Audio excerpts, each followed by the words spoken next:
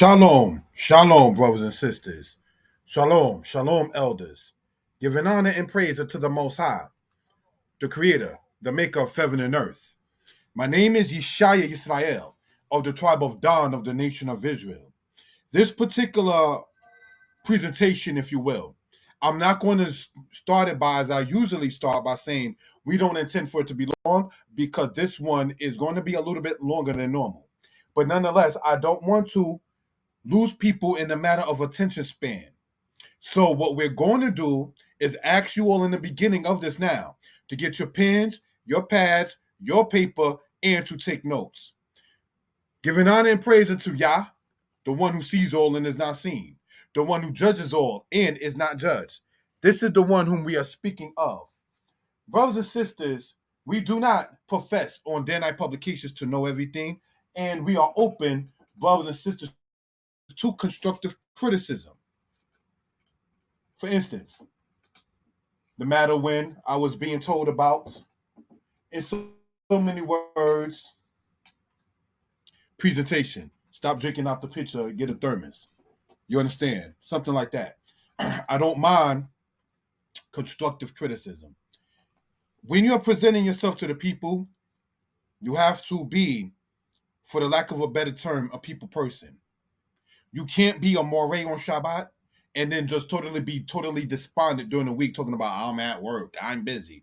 And it's not to say don't work, and so forth and so on. You understand? So looking upon it in that manner, brothers and sisters,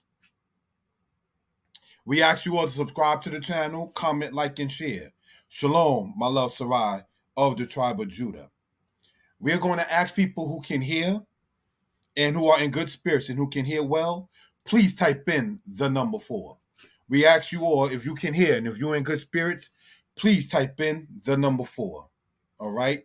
Thank you for such. Again, we ask you all to get your pens, your pads, and your paper and to take notes.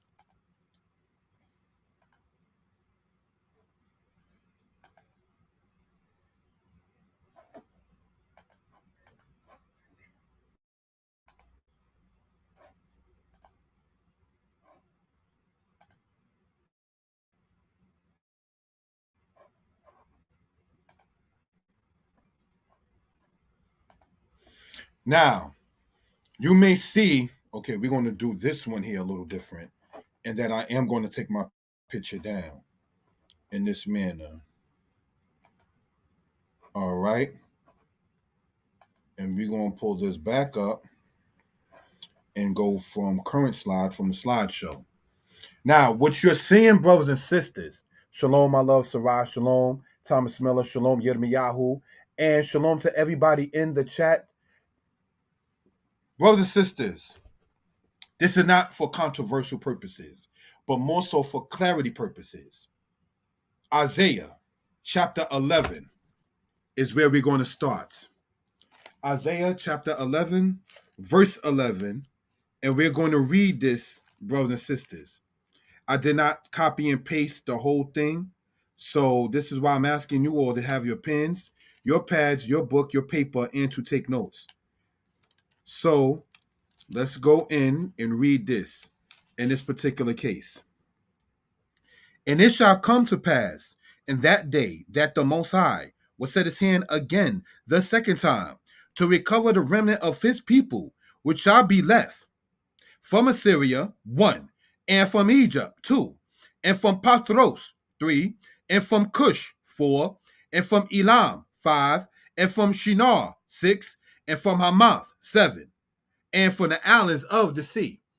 And he shall set up an ensign for the nations, and shall assemble the outcasts of Israel, and gather together the dispersed of Judah from the four corners of the earth. So, brothers and sisters, we are reading here in Isaiah chapter 11, verse 11 and 12, right? And it distinctly says that the Most High will put his hand again the second time to recover the remnant of his people. Who is his people? The children of Israel. Let's read on. Which shall be left, meaning of the remnant, from Assyria. We know where Assyria is, right? Looking at the map right here, brothers and sisters, we're going to circle with the highlighter, no, with the pen, sorry, where Assyria is in this case. That's where Assyria is at, brothers and sisters, right? And from Egypt, we know where Egypt is, right? We're going to circle that as well over here, right? And it goes on to say, and from Patros, now it doesn't exactly show that on this map, but Patros is further down going toward modern day Sudan, south of Siwa. Siwa is a place me and my lady was talking about going, not to expose our business. That's as you go by Elephantine and going further south toward the modern day Sudan, right? And from Kush, we know Kush is what? Ethiopia. That's even further south than that. Now let's point something out. Sudan of today in the north was part of ancient Egypt. Sudan of today in the south is part in the ancient world of Nubia, which is part of ancient Kush. Sudan is a colonized place. The northern part belonged to ancient Egypt. The southern part belonged to, brothers and sisters, ancient Ethiopia. All right, so we want to point that out for edification purposes. It goes on to say, brothers and sisters, and from Elam and from Shinar. So let's take this map right here, brothers and sisters, and look upon it, if we will, right?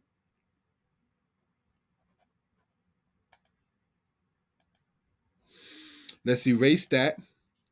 And let's look, if we will, again with the pen, right? And it says from Elam. Elam is over as you go this way, going further east, modern day what? Iran. And from Shinar. Shinar is over here. Because Shinar and Suma is the exact same place, brothers and sisters. You read about Shinar in the book of Genesis. So let's understand what's going on here. And from Hamath. Hamath, brothers and sisters, is over in this vicinity as we see here. So all of these lands is in what you call what? The modern quote unquote Middle East of today. Now we know good and well that the Middle East is a term that was created by a guy named Mahan back in 1902. When you look that up, you understand he was what you call, not to be funny, an East Indian of today. So looking upon it in this particular case, this lands that we're reading of in Isaiah chapter 11 is not in Europe. It's in today's terminology, Eastern Africa and Western Asia. That is where the children of Israel were scattered initially.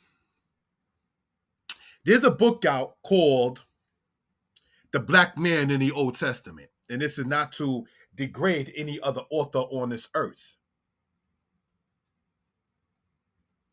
But that book, when I bought it, see, I was judged by the cover. The Black Man in the Old Testament. I was like, yeah, this is going to be what it is. The book was straight trash. The book, when you get into it, says about the children of Israel that today we see only the white descendants of the Israelites because the Israelites done went up into Europe and done bleached themselves out. That's not what happened. And we're going to show in the scriptures what we're talking about. Because one of the scriptures we mentioned or will mention was cited in that book, but none of it states that Israel, certainly by their own volition, as a people went over into France. That is not to say that there were not Israelites that were making proselytes by proselytizing and making people of Rome conform to the ways of Israel. That did happen. But what we're talking about, brothers and sisters, is a matter of people going on their own volition, which makes a great difference. See, the South has something that they say about in the North. You understand? Right? The South has something that they say about the North. You know what they say? Nobody retires and goes north. And you're right. I ain't never know someone who retired and went north. Unless they just retiring and going to another job. Why do I point that out? Many people in the United States have family or some kind of roots in the South. Why do I point that part out? Because I got family in the South from like my mom and my dad's side. And people are going to go to where they're used to going. So if I were to ever have the opportunity, hey, Tayshawn, which is part of my government, you have the opportunity to move to any state south of Maryland, you know, because Maryland is where the Mason-Dixon is, where they divide the North and the South. You have the opportunity to go to any state. Now, I lived in Charlotte. I have family in Greensboro, Waxhaw, Matthews, Ballantyne. I have relatives in Winston, all within the state of North Carolina. So my point, using myself as a reference, if it was any opportunity to move to any southern state by grant or any other way, what state do you think I'm going to go to?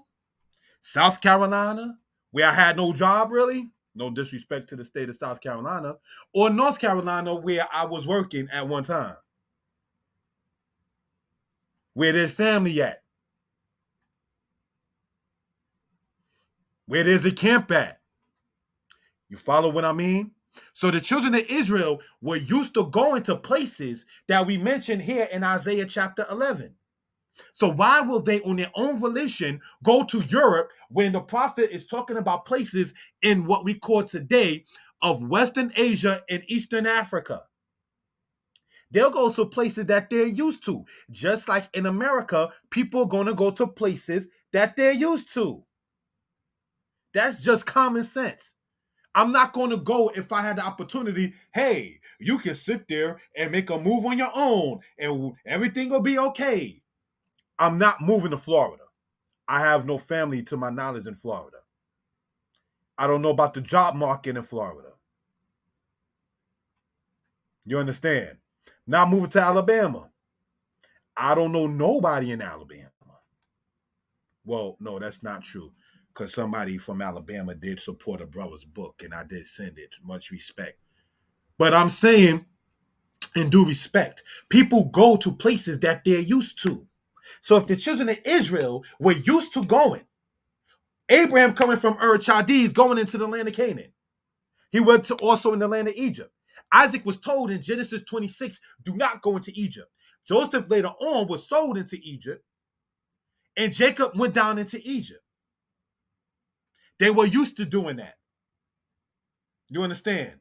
By the time you get to the later dynasties, you find Egyptians going into the land of Israel. Because if you remember, one of the people that David helped, he says, who are you? And his response was, I am Egyptian and I fled. The land called this, brothers and sisters, if we will, Retenu, is what we call the land of Israel, was called the land of Canaan, Todah Rabbah.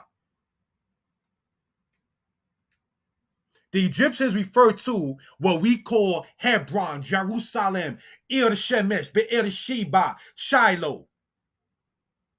They refer to that land as well as the land of Syria as the Retenu people, or part of the Amu people.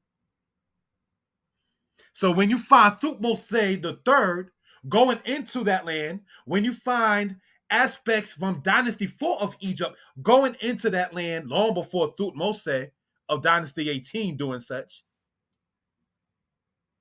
and when you find, brothers and sisters, we're going to type this in here. This is when, and it's not to be funny when you're getting into your studies. Ba. You know who Ba was in history? And it's not to be funny or sales rep that's mentioned inside the Egyptian, pardon me, in a book that I wrote called Egypt Talk and Writing.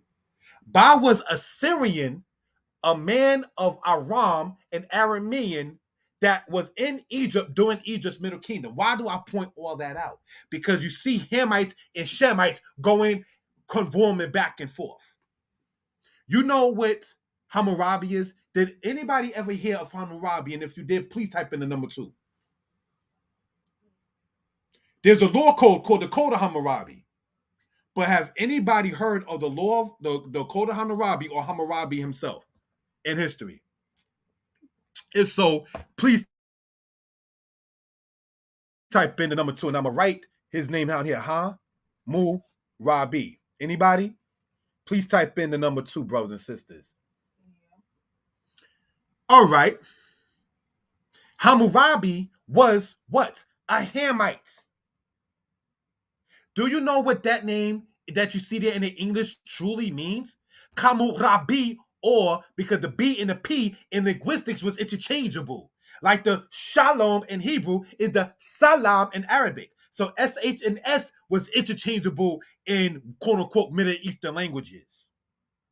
So the B and the P also was, the M and the N also was. There is no J in Hebrew and there is no L in Egyptian. So when you go sidebar into the wars of Karnak, where me and my lady was in Egypt, Karnak is further south than where we was at. When you read about what Pharaoh Shishak of Dynasty 22 captured, you read about Ayalon or Iron, because the L of the Hebrews and Ajalon in the Tanakh is where Dan was. Glory to the Most High. Let's get this teaching out there to the people. Ajalon, when you go in Joshua, was belonging to the tribe of the Danites. Shishak of Dynasty 22 mentioned it on the walls of Karnak, but there's no Ajalon because there's no L in Egyptian. So the open mouth R is used inside what they call Metuneter, or the Egyptian hieroglyphic form of writing. You don't think ancient Israel knew Egyptian? You don't think there were Egyptians who knew Hebrew? How do you think Joseph is able to sit there and understand it? Joseph was sold at 17. He was 30 years old when he met his brothers again. 13 years. You're going to learn a lot in 13 years. So now, do you know again, Hammurabi means what? Hammurabi or Hammurabi. Rab means what? Great. Rab Saris, Rab Shakeh. You read about that in the Book of Kings, where you get the Jewish people talking about Rabbi, which is said more so as Rabbi, which means my great one.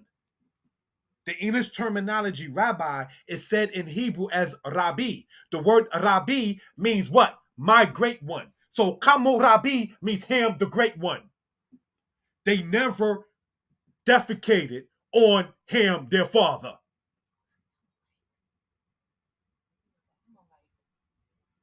Cain, understanding he was an Amorite. The Amorites were Hamitic. These are the people that Joshua first ran into when you go to Joshua 3 and Joshua 4. Genesis chapter 15, to show no disrespect intended, that Genesis 15 is not talking about the 400-year captivity of the black man in the Western Hemisphere. The 400 years in Genesis 15 is talking about what happened from when Joseph, the same generation of Levi, and Levi had who? Kohat, who had Amram, who had Moses. Moses and Joshua, the same generation. So the 4 generations, which is the 400 years in Genesis chapter 15, is talking about the captivity, starting with Joseph as a captive to when the children of Israel was led out under the leadership of Moses and Joshua. 1619, no disrespect to our ancestors, is a late date in the black man's captivity in the Western Hemisphere. There are records in Florida of our people being enslaved in what they call St. Augustine, the northern part of Florida, since 1565.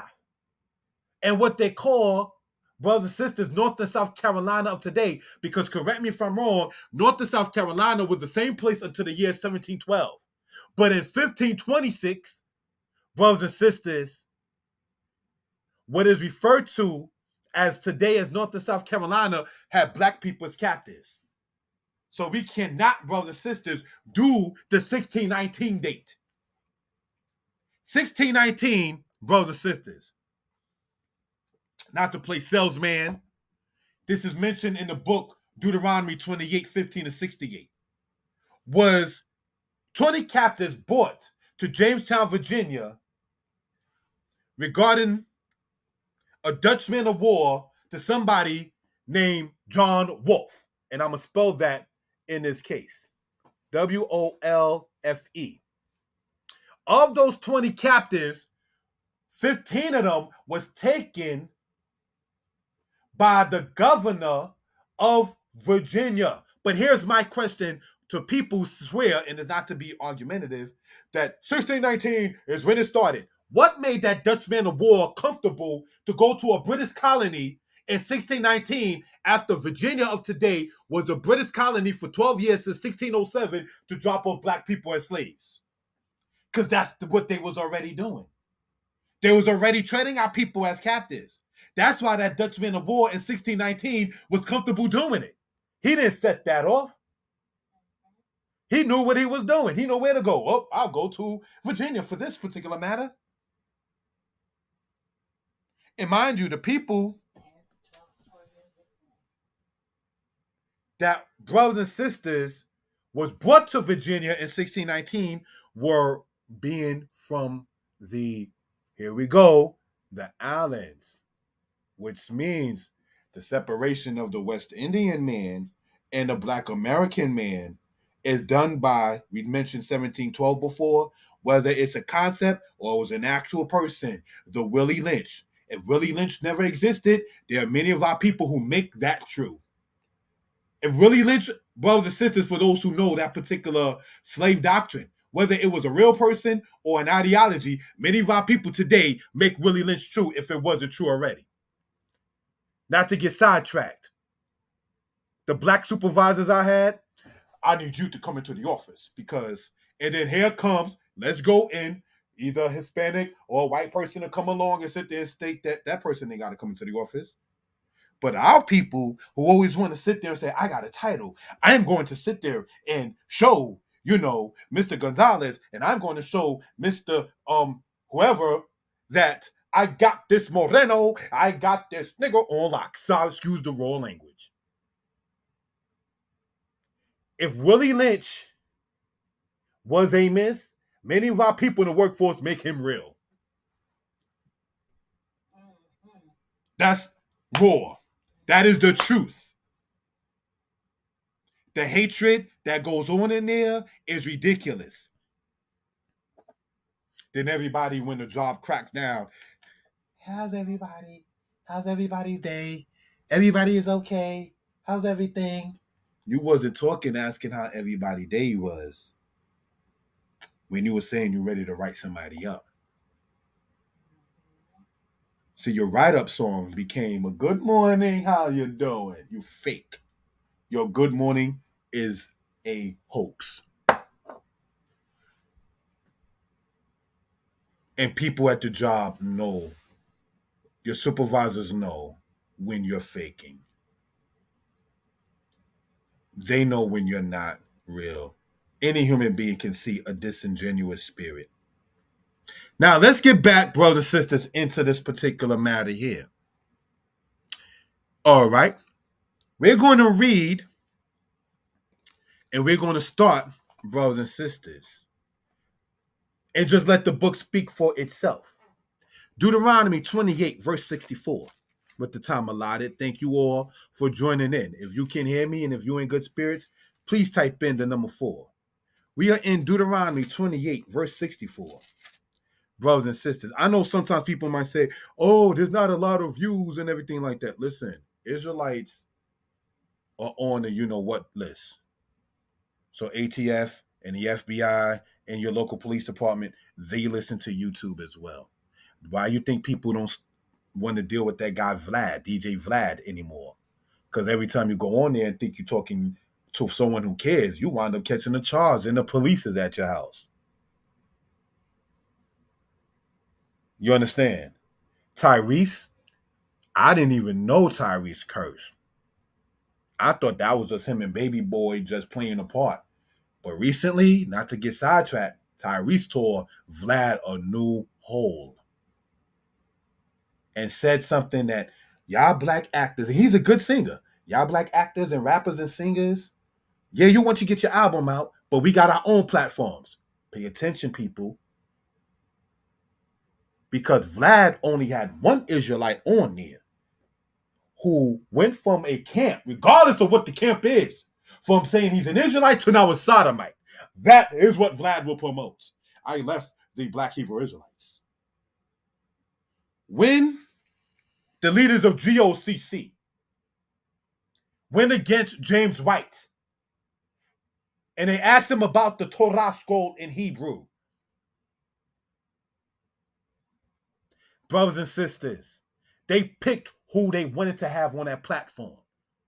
You got a sister Tehillah, very good in Hebrew.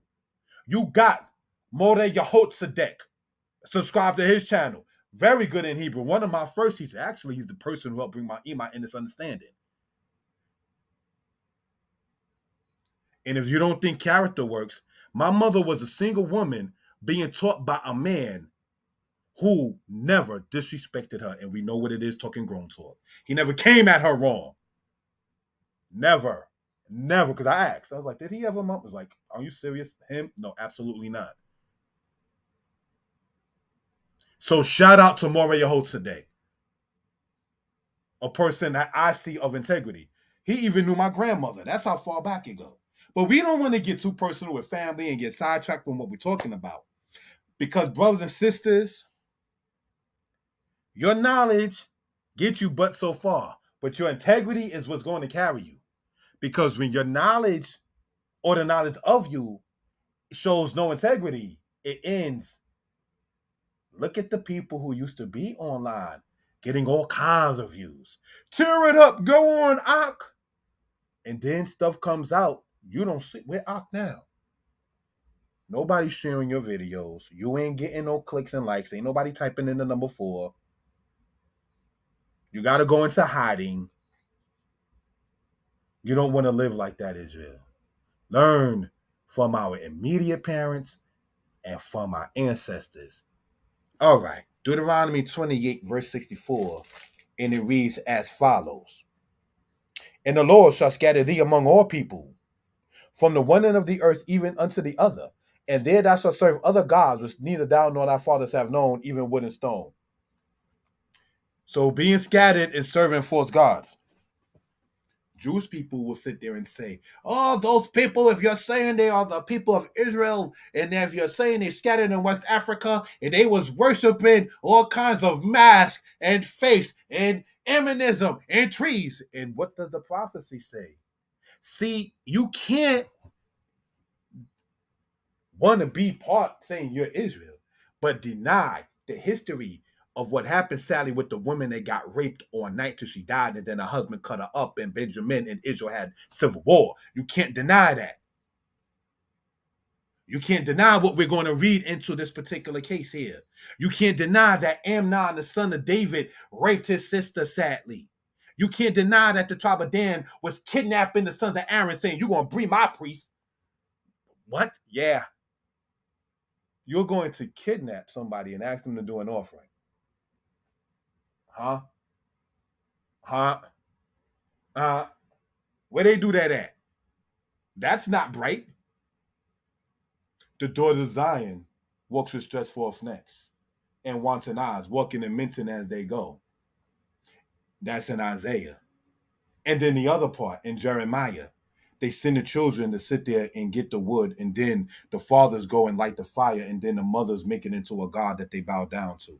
We can't deny that while talking about this history in Israel.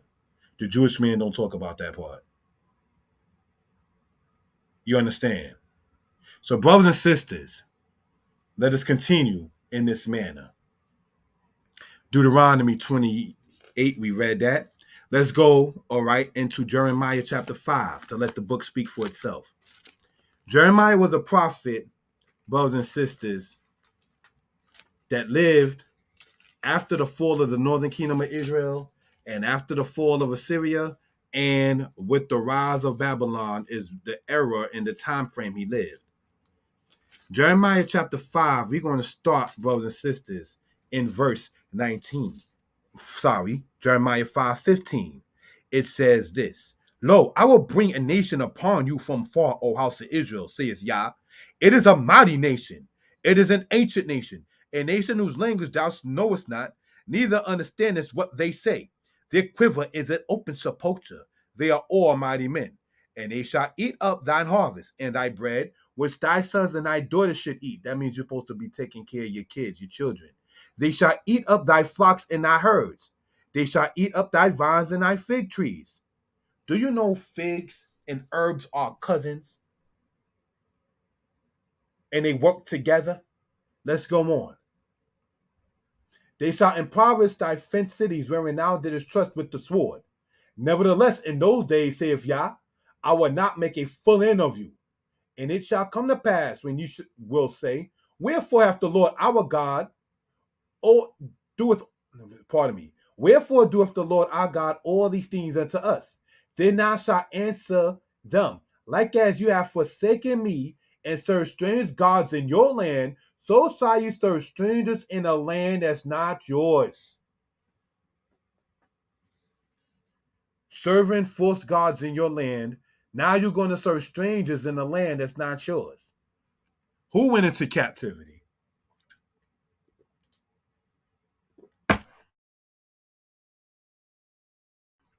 They made Roots back in the 70s, and in the modern 2000 era, they upgraded it. Roots, the new era.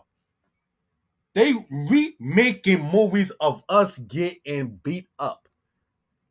12 Years a Slave, Solomon Author, The Butler, Amistad, Sankofa. They're making movies and upgrading them and getting actors to play it. They told Will Smith that he was too light to play the guy in Amistad. Halle Berry, who is, for all intents and purposes, mixed herself, sat there and said, this story must get out about what happened with the people. You got millionaires that are talking about what happened with us as a people. Let's make one and try to make it comedy-wise. Django. And let's star Jamie Foxx and show him hang upside down naked. And show the person being rolled in a wheelbarrow. And like the Romans, and like what happened in the 60s, let's show them getting attacked by dogs. Because you know, in Gladiator, many of those people were Israelites that were being put in those arenas by Titus and by his brother Domitian. So they had Israelites attacked by animals, like you read in Psalm 79. They gave our flesh to the beasts of the earth with no one to bury them.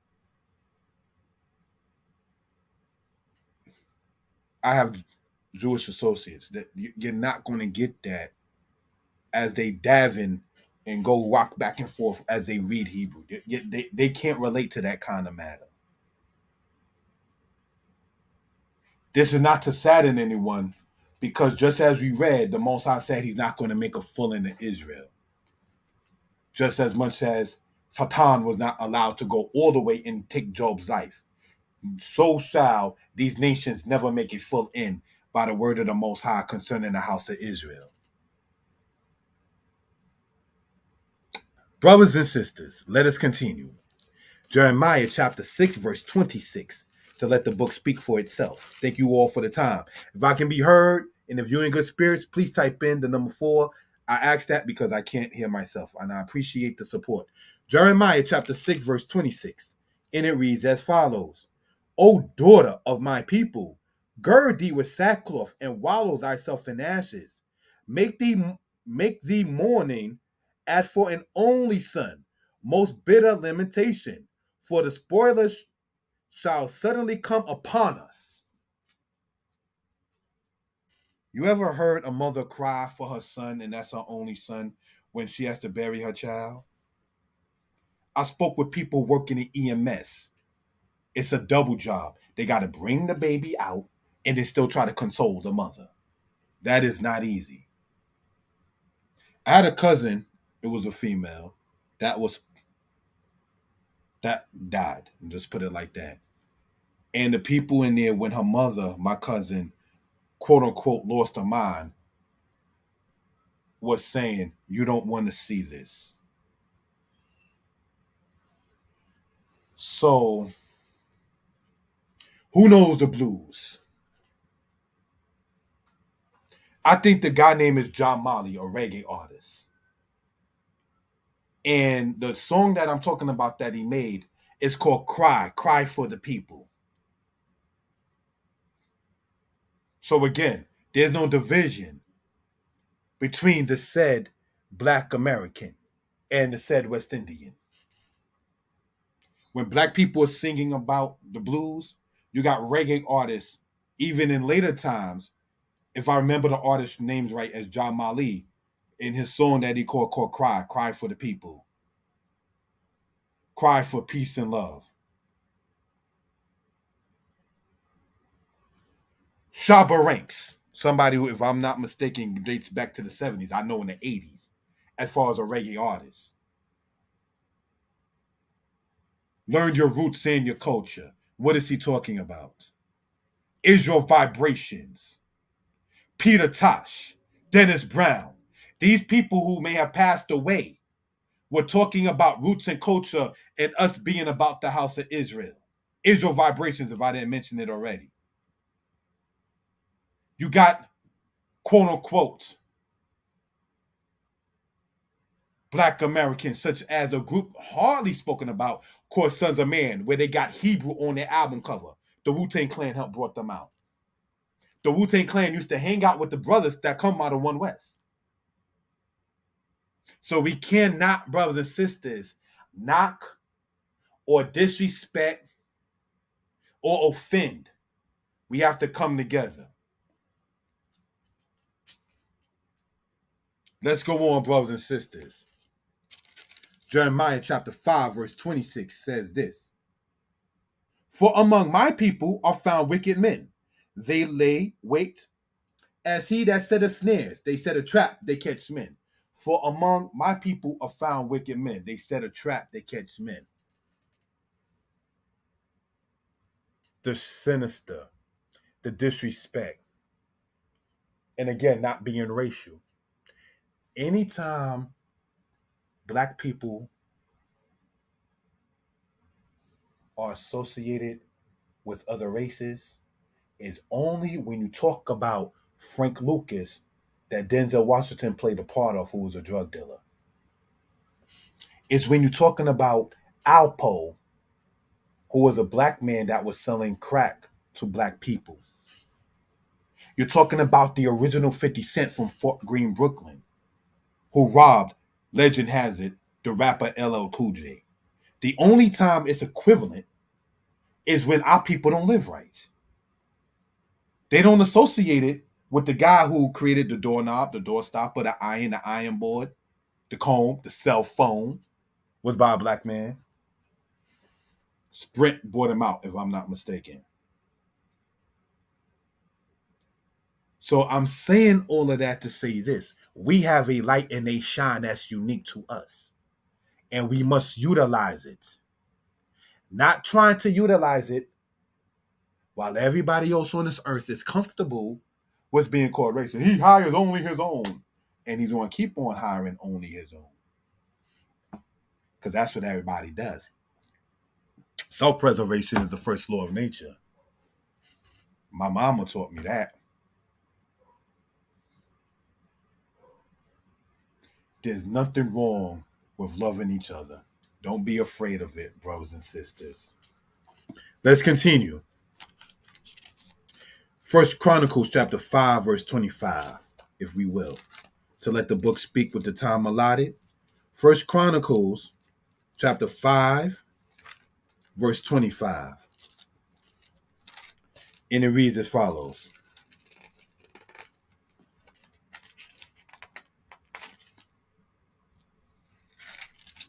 It goes to say here, and they transgressed against the God of their fathers, and went a-whoring after the gods of the people of the land, whom God destroyed before them. And the God of Israel stirred up the spirit of Pul, king of Assyria, and the spirit of Tiglath-Pileser, king of Assyria. And he carried them away, even the Reubenites and the Gadites and the half-tribe of Manasseh, and brought them into Halah and Habor and Harah and to the river of Gozan in the city of the Medes. If you look on this map, you see some of them identified on the map. So Israel, first part of the captivity, started on the east side of the Jordan. And this is no disrespect intended. Those tribes that were taken by Pul, king of Assyria, and the spirit of Tiglath-Pileser is the same person. Babylon had him as King Pulu of the Assyrian people that was ruling in Babylon at the time. Pul or Pulu and Tiglath-Pileser is the same person. This is Tiglath-Pileser, brother and sister, the third, who ruled when Assyria was coming to its zenith. Sad to have to say this. And you and your seed shall all the nations of the earth be blessed.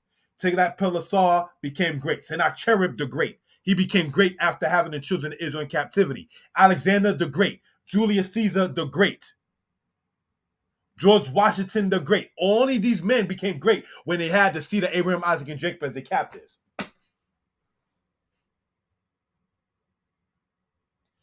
So, brothers and sisters, looking upon it in this manner right here. Reuben, Gad, and Manasseh, for among my people are found wicked men. You know, when they got on the east side of the Jordan, they did not help the other tribes on the west side of the Jordan. I'm good right here. I'm good. You good, I'm good. All right. Shalom.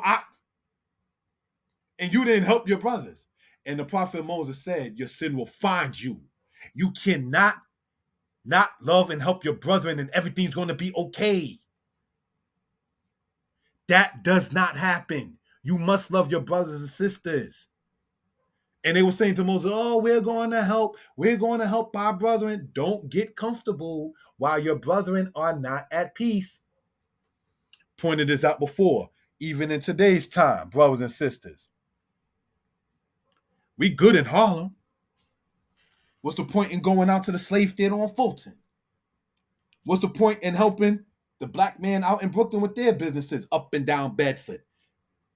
Or the black man on Fordham up in the Bronx? We good in Harlem, baby. Life is good out here. You saw Pain and Floor, right? Life is good in Harlem. And those are guys doing other things that we shouldn't be entertaining. But I'm just pointing that out. So now, when no disrespect intended, Harlem don't help Brooklyn.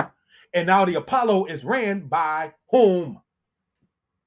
Correct me if I'm wrong, Time Warner. We don't own that no more. The slave theater that was over on Fulton Street is now closed. Bush Babies is now closed. Other stores is now closed. Bush Babies over on Fulton used to allow Israelites after Shabbat to go there and hold lessons. But because we didn't support one another, one thing began to fall, one after the other. That's how you wind up getting what's called gentrification.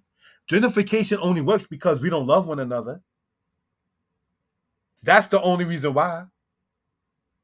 We're too strong to be defeated one-on-one. Now you think the Romans got into the temple in 70 AD, they dug underground. They couldn't handle those fists of the sons of Levi and Judah.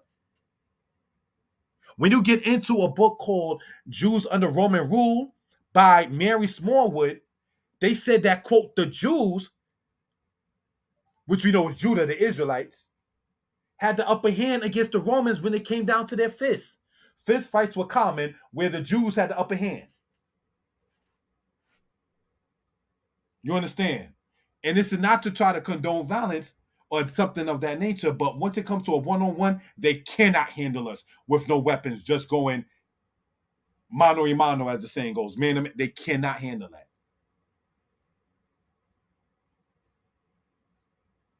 You understand? I'm not saying go out there and attack people. I'm saying that we are too strong, so they got to come another way. AIDS did not sit there and do what they wanted it to do. Black people communicated. This is to be real talk because I have a relative in art who has that. And I'm like, how did the people in America find out? Because when AIDS was so big inside of Jamaica, they communicated with the AIDS community in America, found out there's an herb called Suma in Brazil where it's running rampant and it builds your immune system. Glory to Yah. Because when they now go and get their T cell looked at, it's like, oh, we don't sit there and see what we saw. So brothers and sisters, they have to try to come another kind of way. Why do you think all of a sudden now weed is legalized? I don't trust that. You locked up too many brothers and sisters. Too many brothers and sisters done caught criminal charges for having, quote, trees or weed on them to where now, hey, it's now legal. Too many police and sat there and filled out too many paperwork on that herb, locking brothers and sisters up, being told to do so by their sergeant. I know of one case, not to mention any names, right? Where sometimes the police would write the ticket and put the wrong name spelling in so it won't hold up in court. And their supervisors would be like, hold on, let me sit there and see that. And then I got to revoke the ticket. Cops was working with people so they won't have to do all the paperwork over someone having herb in their pocket. And I do not personally smoke, brothers and sisters. But now all of a sudden, it's legal. Public Enemy said, Chuck D, and the guy with the clock, Flavor Flav, can't trust it. Solomon said, never trust thine enemy. You locked up so many brothers and sisters to where Rikers Allen sat there and said it's overcrowded due to those charges. Did you know that? And now it's legal. I can't trust that. No, I'm good. Next, brothers and sisters, getting into this. 2 Kings 17, if we will, brothers and sisters. All right? 2 Kings chapter 17. We're going to start in verse 1 to verse 3. Thank you all for the time. You all can be anywhere, but you decided to watch this, listen to this, and I support and encourage that. I definitely do appreciate it. Those who are listening now, those who are listening later. In the 12th year of Ahaz, king of Judah, began Hosea the son of Elah to reign in Samaria over Israel 9 years. And he did that which was evil in the sight of Yah, but not as the kings of Israel that were before him. Against him came up Shalmaneser, king of Assyria, and Hosea became his servant and gave him presents. You know what those presents are called today? Mortgage, rent, late fee. That's a present. And when you stop paying it, what do? They besiege. Marshall, this, that, and the third. That is what they call presents back then in that particular case. I'm not saying nobody should give anyone a gift. That's not what I'm saying. Brothers and sisters, you had Tiglath-Pileser, then you had Shalmaneser, his successor.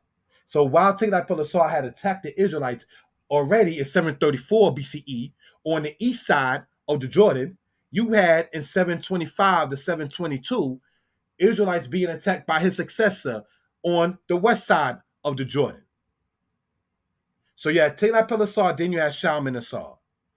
So brothers and sisters, let's go on, if we will, to 2 Kings chapter 18, brothers and sisters. 2 Kings 18, verse 13. And it reads as follows. Now in the 14th year of King Hezekiah, did Sennacherib, king of Assyria, come up against all the fenced cities of Judah and took them. So let's look. You got Tiglath-Pileser in Chronicles. Then in 2 Kings, you got Shalmaneser. And after Shalmaneser, for those who do know, you had a guy named Sargon, which you read of in Isaiah 20. And then you have now Sennacherib. Sennacherib also ruled in Babylon under the name Ululai. And he also defeated, brothers and sisters, the Egyptian pharaoh by the name of Taharka, who was actually an Ethiopian ruling in Dynasty 25 in that particular place.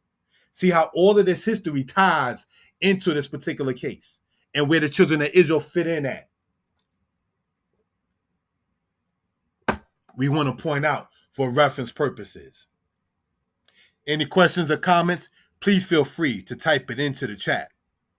Let's go on, brothers and sisters. 2 Chronicles chapter 32, verse 7, to let the book speak for itself. 2 Chronicles chapter 32, verse 7. And it reads on this wise. Get your pens, your pad, and your paper, and take notes. 2 Chronicles chapter 32, verse 7. Again, I thank you all for joining in. You could be anywhere, but you decided to invest in your time, which is something you can't get back. So I try to present these lessons where it's worth your time. Not giving the same kind of services. No disrespect intended. If people entertain your channel, support it. Give them something worth their time, brothers and sisters. That's why I'm open to constructive criticism to make the channel better. Second Chronicles chapter 32, brothers and sisters, and we are in verse 7, and it says,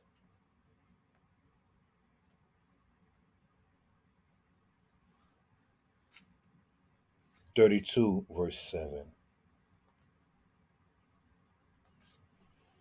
Be strong and courageous. Be not afraid nor dismayed for the king of Assyria, nor for all the multitude that is with him. For there is more with us than with him. With him is an army of flesh, but with us is Yahweh Eloheinu, the Lord our God, to help us and to fight our battles. And the people rested themselves upon the words of Hezekiah, king of Judah. After this, Sennacherib, king of Assyria, sent his servants to Jerusalem, but he himself laid siege against Lachish, and all his power with him, unto Hezekiah, king of Judah, and unto all Judah that were at Jerusalem, saying, Thus saith Sennacherib, king of Assyria, Whereon do ye trust that ye abide in the siege of Jerusalem? Doth not Hezekiah persuade you to give over yourselves to by famine and by thirst, saying, The Lord our God shall deliver us out of the hand of the king of Assyria? What's going on there? Sennacherib is talking against the Most High.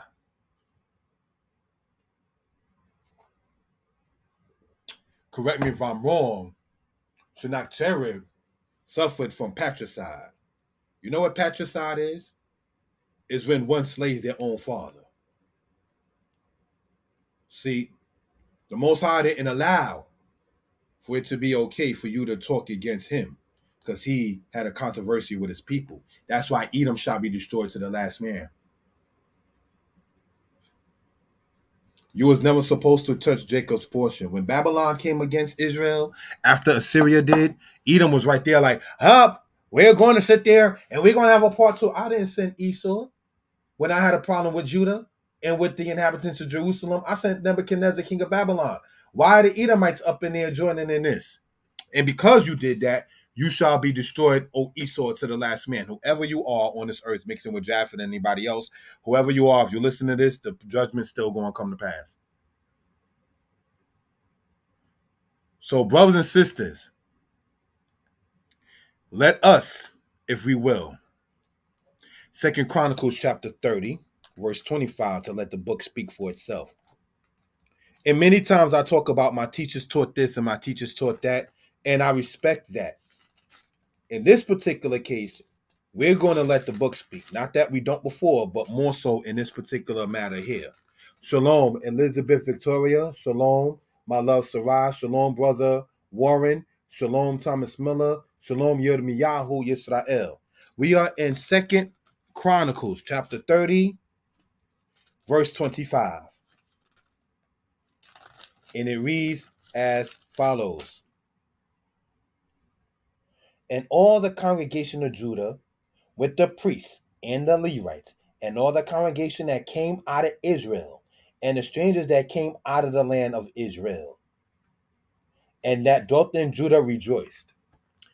That's about the Passover in that particular case. Why do I point that out? Because Israelites, no disrespect, teach at times that only the tribe of Judah was scattered. But we see right there, after Assyria destroyed the northern kingdom, but didn't destroy the people in the northern kingdom, but just the kingdom fell, that they who came out of Israel went into Judah. So how then, brothers and sisters, are Israelites, no disrespect to any more, any teacher, any mora, any teacher that's a female, and yes, there are females who can teach. And it's a sidebar, brothers and sisters. My lady Sarah supports the channel very well. The biggest supporter that I know, in due respect. She put it on Facebook some weeks ago and said, tune in Moreh Yeshaya, Moreh, for those who don't know, is a male. It has to be by default. Moreh Yeshaya. Now, I met one sister named Yeshaya, but Yeshaya is mostly males. As he, on his channel, brings a lesson. Somebody decided to use profanity online and say, I'm not with no woman teaching. Don't tag me in this quote S word. Now, when you read it again, and it wasn't edited, on his channel. So you're saying that a woman shouldn't teach when my lady Sarai was not promoting even her teachings or her channel. Not even our channel, because her and I do have a channel. She was promoting my channel as the brother and the ish in her life. But hatred, being miserable, not having understanding, you misread it. And then when I, as a brother and a man in my lady's life, went inbox and had to quote check this person, like, excuse me. First off, you was out of tone coming at my lady disrespectfully. Secondly, it wasn't even about a woman teaching on it. She was promoting mine. Oh, I apologize.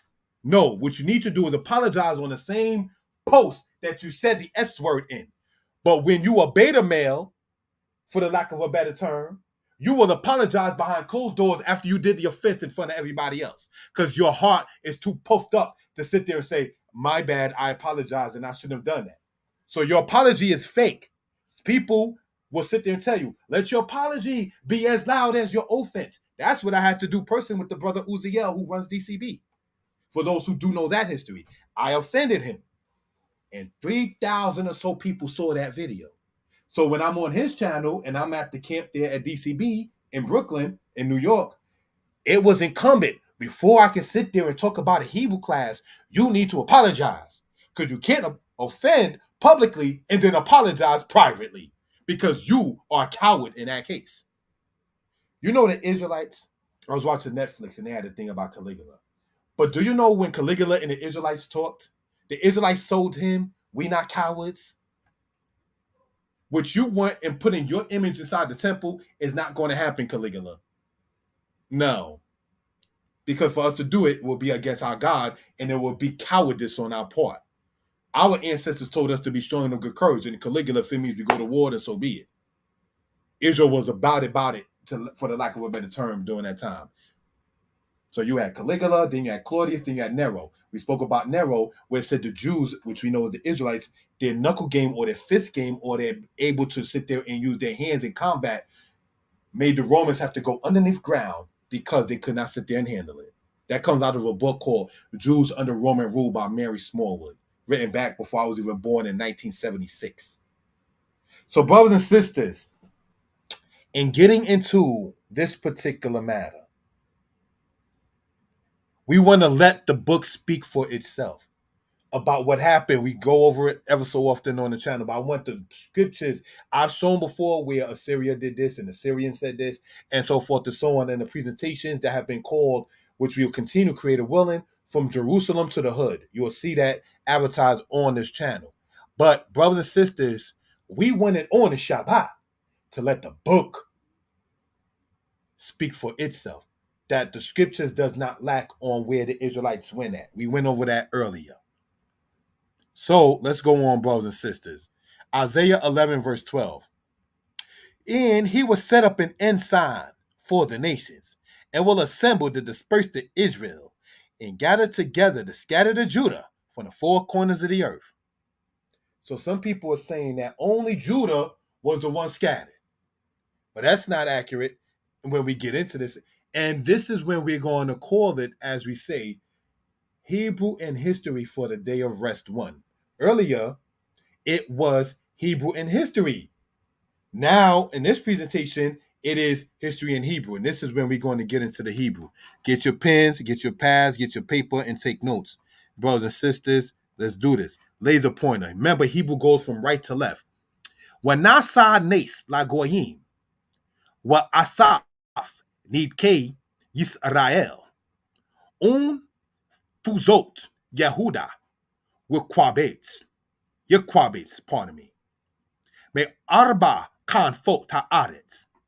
So let's just go over something real quick in the language, if we will follow along, family. And I'm not saying follow along like y'all my students or anything of that sort. All right. But let's look at this. Arba, 4. Confot, corners, or in this case, corners of. Kanaf means corner. Earlier, when I went over the word pone, meaning turning, ani pone ha kanaf, I am turning the corner, is the example I used. Right? Earth, we see here. Audits. Now, this is not to be argumentative or get sidetracked. Flat earth or round earth. The earth in Genesis 1:10 is the dry ground. The dry ground is the earth itself. So if this dry ground called earth has mountains, why are we arguing if it's flat or not? Shalom, brother Jared. Shalom, Elizabeth Victoria. There's no point in arguing, knowing Genesis 1 verse 10 says that the dry land is called earth, to say whether or not earth is flat or not, because earth has hills and mountains and craters. See how an argument can just sit there and spill out for no reason? Now let's just get back into this, brothers and sisters, right? And we're going to use the laser pointer, and he will set up an ensign for the nations and will assemble to disperse to Israel.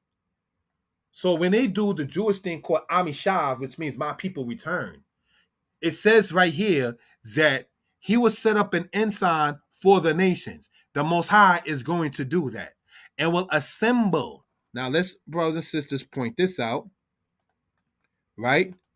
And yes, lose the highlighter if we will. Assemble the dispersed of Israel, gather together the scattered.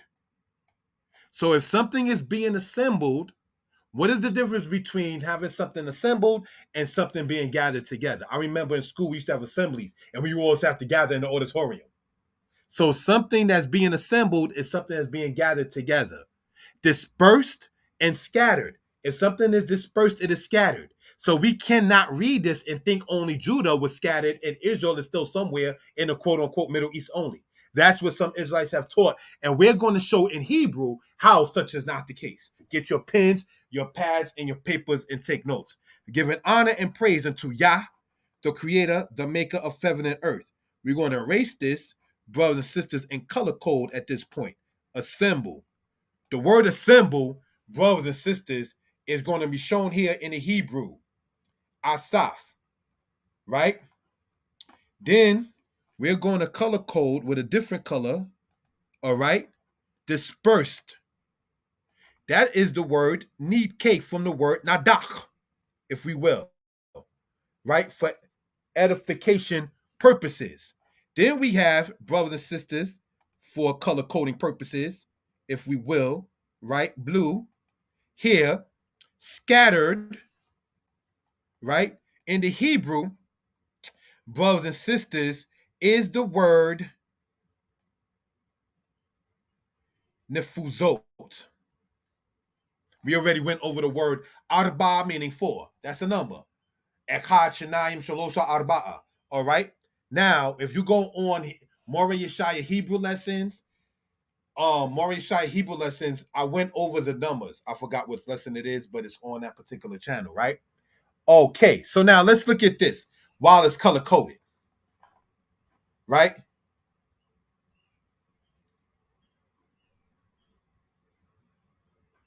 Scattered nefuzot. Gather the dispersed of. Nefuzot. The scattered of. Yahuda. Judah. Yequabates. Gather together. Let's color code that. That's what I was trying to highlight on in that case, but we're going to use it in this manner, right? Underline that in that case. So quabates means what, brothers and sisters? Gather together. scattered, nefuzot, asaf, assemble, dispersed, need K. All of this is color coded so we can see what portion we're talking about.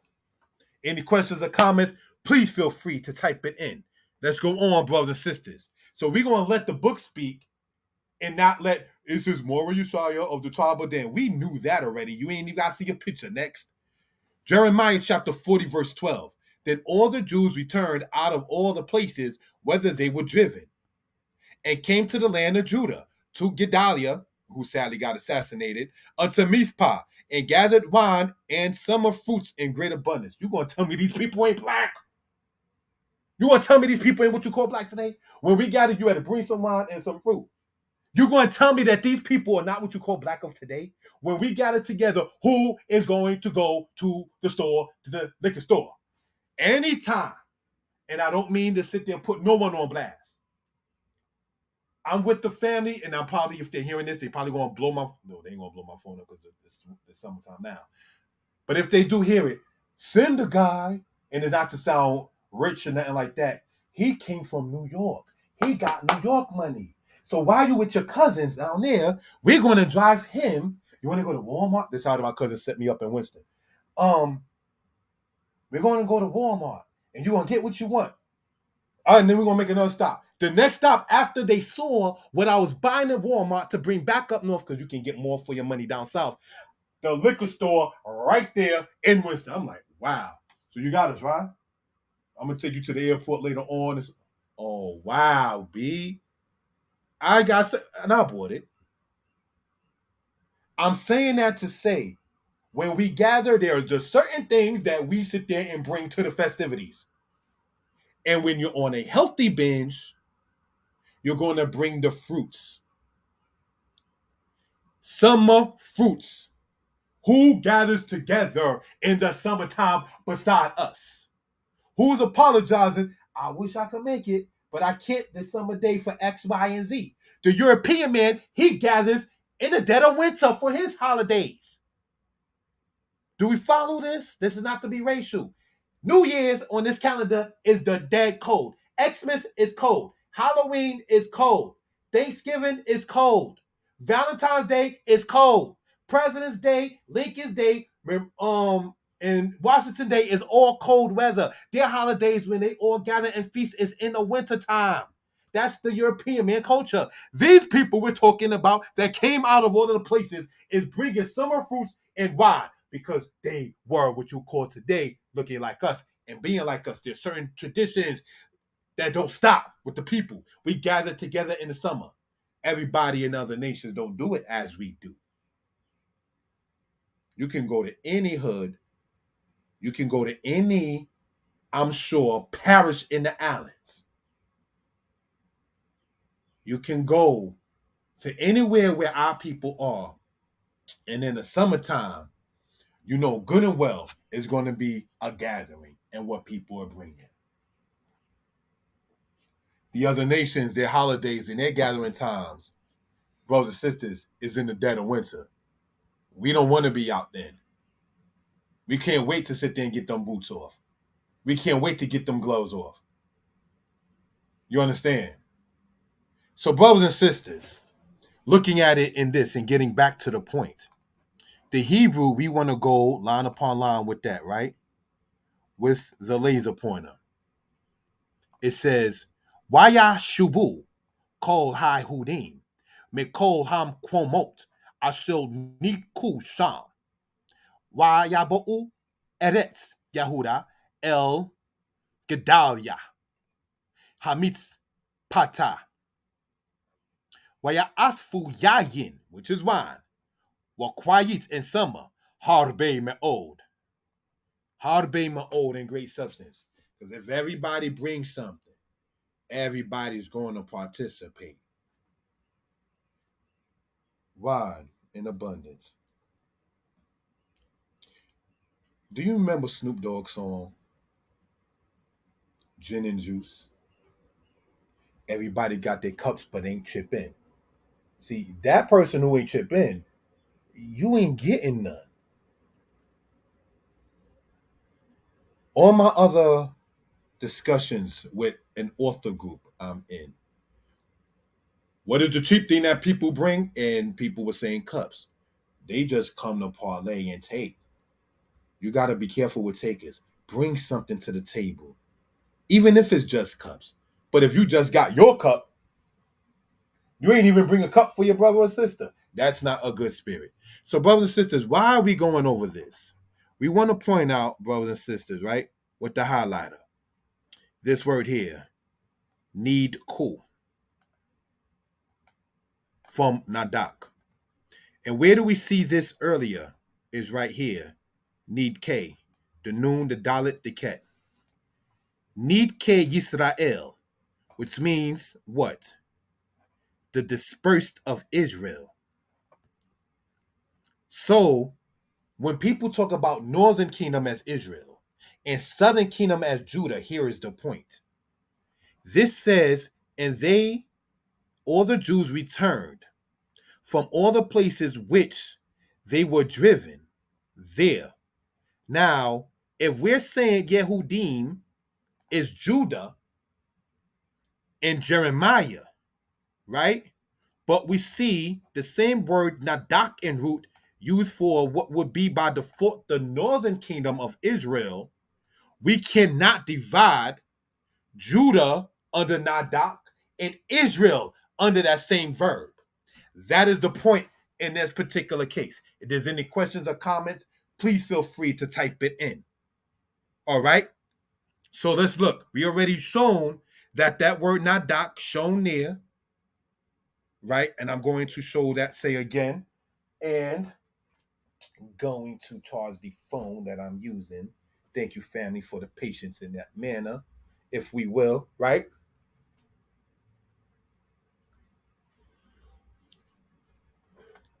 How then, sorry about that, can we think that was that case?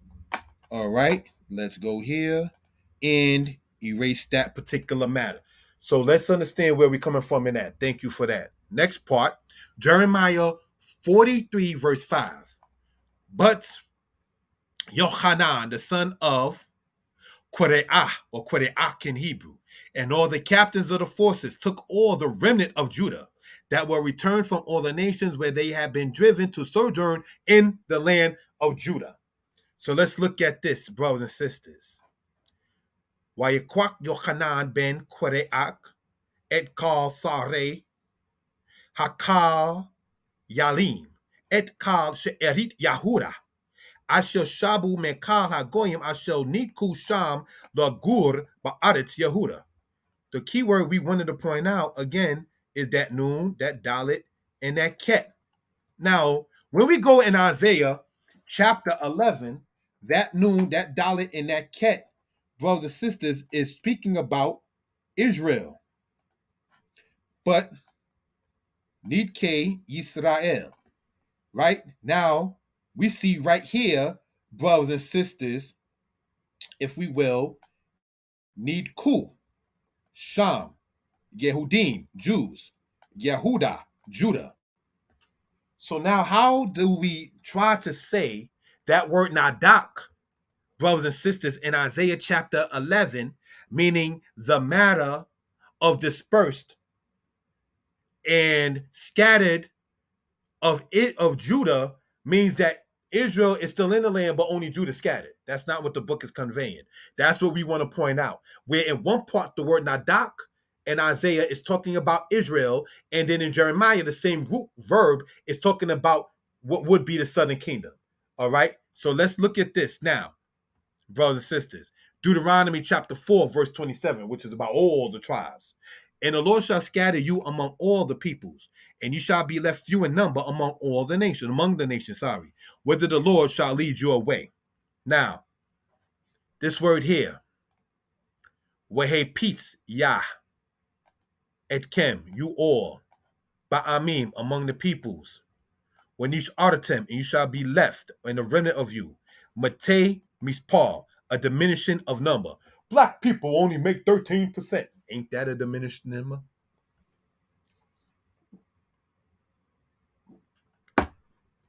The census shows that we don't even make 20% in the entire United States. That sounds like a diminished number. What do you think? Let's go on, brothers and sisters.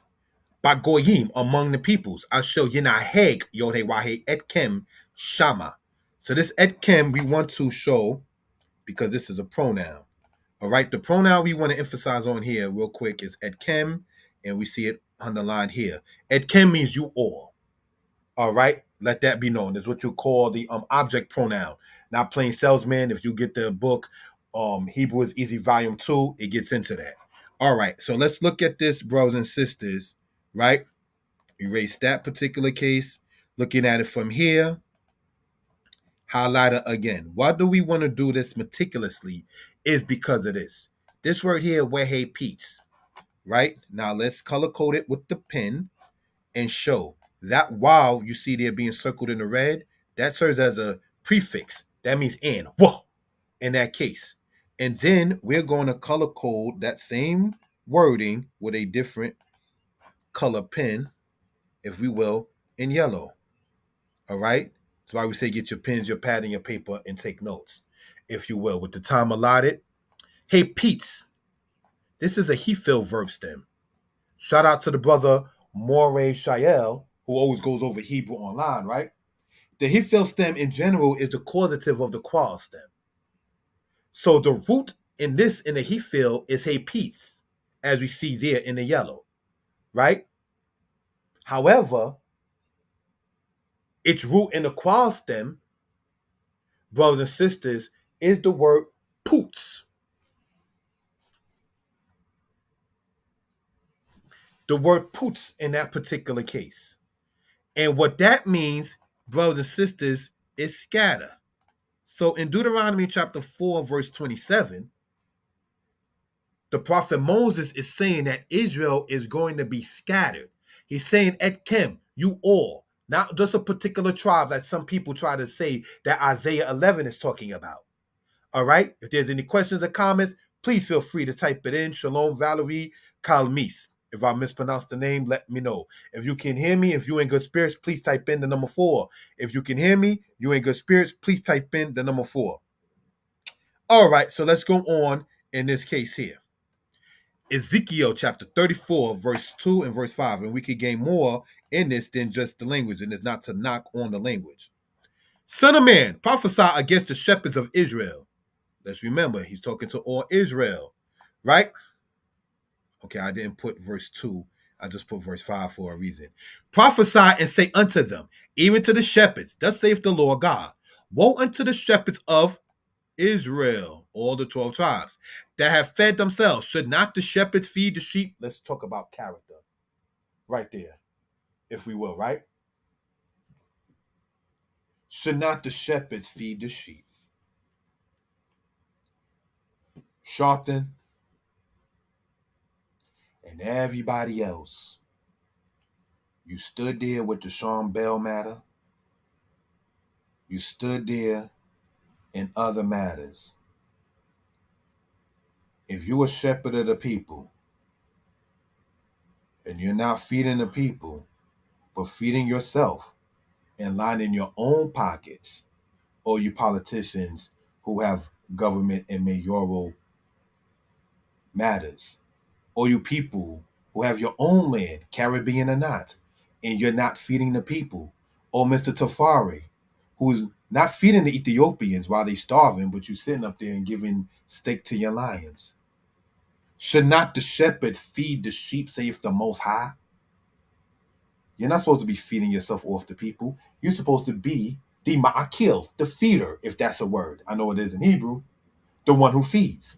Not the one who is seen as a shepherd, accepted as I'm a ro'eh, a shepherd, which is the reish, the wild, the ayin in the hay. Not the reish, the wild, the aleph in the hay, for those into the language.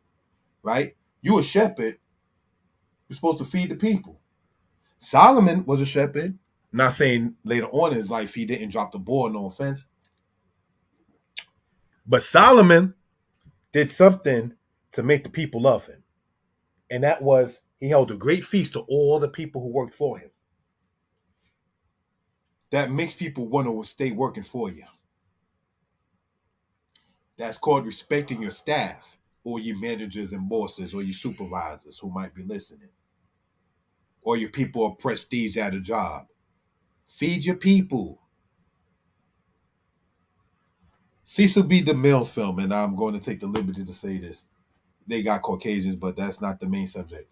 Oh, you give them one, you feed them the preach grain. Listen, the strong make many, the starving make few, and the dead make none. That's a line in that movie called The Ten Commandments, right? By Cecil B. DeMille. And not feeding the people is why a lady in New Jersey lost the right to be a foster parent when she wasn't feeding the child and just collecting money off of it. You the shepherd, you're supposed to feed the sheep. You a city worker, people see you as a leader. Here you are playing solitaire in games, and then you lose your government job because you playing games when there's a line of people out there looking to sit there and see where their check is at and how they're going to feed their child, how they're going to pay their rent, or when they got to decide do they want food or rent paid this particular month. And you the shepherd up there talking about in Detroit, give me $1,000 from everybody so I can get a jet. One brother in that congregation laid his fist upon him, for those who know that history. We're struggling to pay rent, and this guy's asking people to give $1,000 so he can get a jet. Not we get a jet, not we get a bus, not everybody chipping $1 and we're going to start our own line like Martin Luther King talked about doing in 1967. No, what we're going to do is sit there and just pimp the people, sell them JC, Jesus Christ, sell them black nationalism, because that's what happened in many certain concepts of grassroots. Instead of telling a people a language, a school, a culture, and so forth and so on, and all you got to do is maybe get a passport and you can repatriate. No, you stay in America just in your own organization and keep on paying these dues and obligations. That's wicked. And Israel, the same thing done happened. Moray, what happened to the money? Huh? We ain't going to name names. But the Most High said, thou shalt not steal. So, brothers and sisters, looking at it, if we will, in this case, let's get into verse 5. My sheep wandered through all the mountains, and upon every high hill, yea, upon all the face of the earth, where were my sheep scattered, and there was none that did search or seek. So, I respect, may he rest in peace, Dr. Sebi, who didn't try to talk about health and condemn people. You're eating yourself to death. You're horrible. Yeah. He didn't come out like that. He spoke about his ailments. He spoke about no disrespect what his imam or his mother was feeding him. And from what people were saying, Dr. Sebi's diet, when you go in on it, can cure blindness. That takes a discipline. He cured people of their blindness in the 1980s when New York City, Sharpton, no disrespect intended, was going crazy with the matter with Tawana Brawley, for those who do know that. Brothers in New York took to the trains and jumped into the train tracks, following a lie saying that Tawana Brawley was raped by 4 white cops. Sharpton, you led the people in a lie while feeding your pockets. See who this book side is also talking about? We're going to talk about the wine and the feasting, but this other side too is also about us. Sadly, in this case, you're supposed to, when you have more, do more, and people will love you for it. You understand? Why do you think, for those into the music industry, why you think the rap group Wu-Tang will always be popular? You put Shaheem on. You put Sons of Man on. You put Capadonna on. You put other rappers on and help them. The difference perhaps between them with RZA and so on and a rapper 50 Cent who also put people on is 50 Cent is not what you're supposed to be staying with. Get put on, move on. That kind of thing. Because he dismantled his whole group eventually. Some people put you on and help you, but you can't rely on them perpetually. After a while, you just begin to sit there and see, this is, thank you, and I'm going to have to take the baton from this point. You understand? So this is life lessons that we can learn as well. So, brothers and sisters, looking upon this, my sheep wander through all the mountains and upon every high hill, yea, upon all the face of the earth were my sheep scattered. So when you look up the word scattered here, right? In Hebrew, we see this here. Na pozu. So let's look at this, brothers and sisters, and we want to highlight this in the yellow so it can stand out, if we will. Right? This word here, na fozu. There's some Hebrew edification in this. And here we see the Hebrew word highlighting now, hey Pete's. You know that has a connection, and this is why you see that pay and Zadeh both in there. So let me circle the letters. Let me erase that. And let me circle the letters with the pen that I'm talking about in red so it stands out. Sorry, family. We're going to continue with the time allotted. Thank you.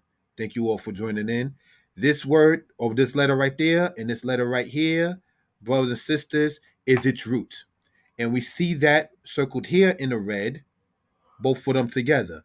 That pay and that zadeh by itself has the pronunciation of the word poots. So now, whether or not you see that noon in the beginning being underlined in the red, or that wow as a suffix shown there being underlined, or this wow as a suffix, prefix, sorry, this hey as that also, or that yod as called an interjector, that circled letter is the main cause of what we want to talk about. So, what are we getting into, brothers and sisters? When we see in Isaiah here, brothers and sisters, that letter pay and that letter zadeh, that is the what we want to focus on Hebrew linguistics in this manner, right? It says fuzot Yehuda, the scattered of Judah. But right here in Ezekiel, we see that it says, speak to the shepherds of Israel about Israel and how the people who were the sheep being scattered of the Israelites. Why do I go through all of that through Jeremiah and all through the Hebrew with the word poots and hey peats and Deuteronomy chapter 4 and so forth? It's because, brothers and sisters, there has been, and I hate to have to use the word, a poison brought into teaching in Israel with the 12 tribe charts. That's not, no disrespect intended, accurate.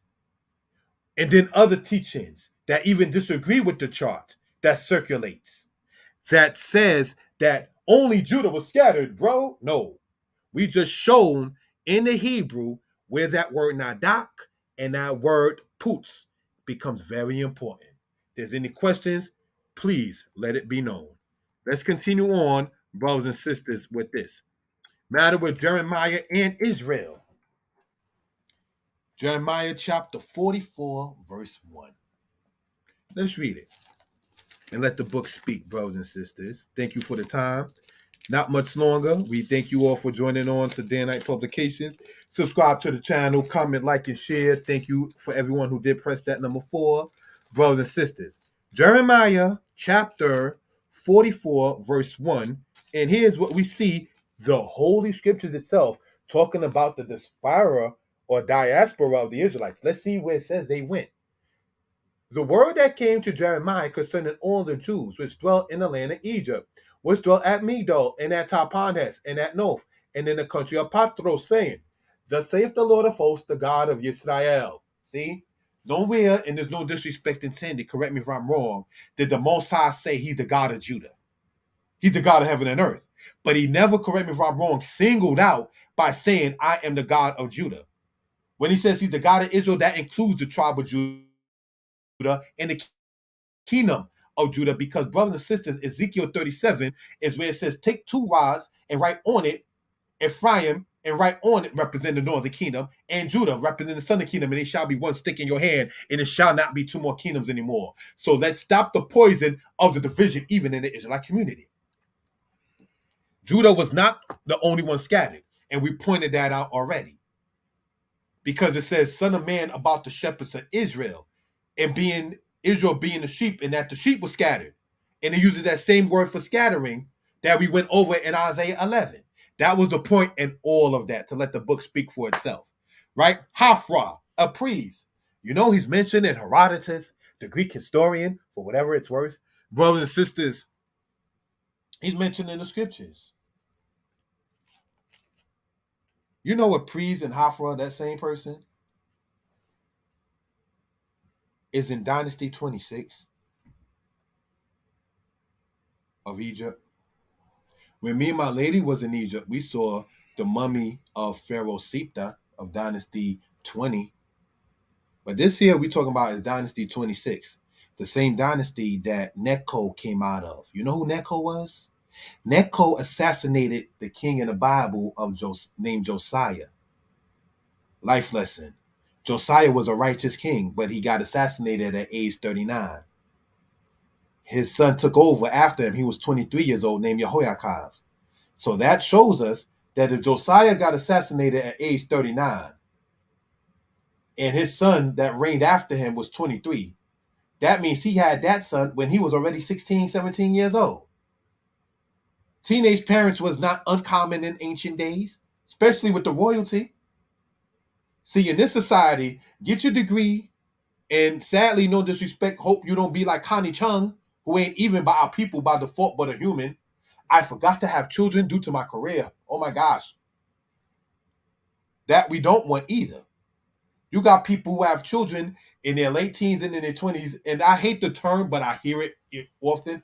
I got them out the way. Now that they're grown, I can live my life. And I heard that, and I get the point, but it sounds like when you say get them out the way, like it's a package, a parcel. I got them out the way. My mama had me when she was 29. She had my sister. Shout out to my sister Yakina. Mosai give you more years on this earth. You understand and enjoy your day. Well, nighttime the Sabbath is over. That's when you do what you do. I respect that. You feel me? If my sister is listening, I'm not sure. But I'm saying, getting back now into this, right? Looking at this here, Hafra, mentioned in Herodotus and mentioned in the scriptures. And we read about Israel and Tahpanhes. Do you know what Tahpanhes means? And we want to circle that name right there. Tahpanhes. And you see Goshen and Avaris and El Dab'a, called Daphne by the Greeks. Tahpanhes in Egyptian means what? Ta, like Tameri, Tamehu. Ta means land. Pankes in Egyptian means black. And it's not talking, no disrespect intended, about, say, black soil. Like Kemet, they say means the black land. But it's not really pronounced in Egyptian as Kemet. It's more so pronounced as Kemet. That's talking about the soil being black. Pankes in Egyptian means black like you ain't white. So Tahpanhes means the land of the Negro. And this is what Bible dictionaries will tell you. So if the tribe of Judah lived in what's called the land of the Negro comfortably, remember we spoke about if I were to have to go anywhere in the South, I'm going to go to North Carolina because I'm familiar with it. I'm not going to go to Alabama or Florida. I'm not familiar with it as much. The Israelites were familiar going to a land in Egypt that in Egyptian means the land of the Negro. Brothers and sisters, let's get our studies up. If we knew this kind of history, and if this is being taught linguistically, maps, geographically, history, showing references in the scriptures and outside of the scriptures, we can see where we would fit in the earth at. All the people that you see in that map right there in the ancient world, what you call people of color. Did you know when that movie, The Ten Commandments, came out by Cecil B. DeMille's, Time Life magazine had Moses as a black man on the cover? And when I say black, and this is not to play the Willie Lynch, dark and light, we talking, he dark. Ebony hue, blue black. Time Life magazine in the 1950s pictured Moses as a black man when that movie came out. Look it up.